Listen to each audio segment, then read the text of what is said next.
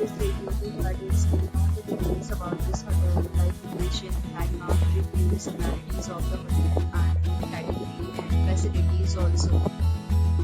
As you can see on the screen, hotel location. And here is the nearby attractions and landmark also.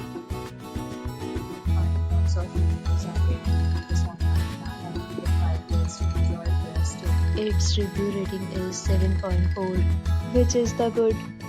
A set of FAQs is now displayed on your screen, which may address many of the basic questions about this hotel. To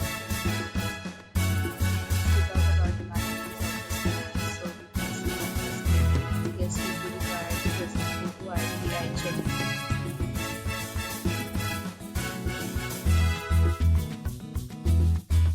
The location of the hotel is fine and guests love to enjoy the surroundings.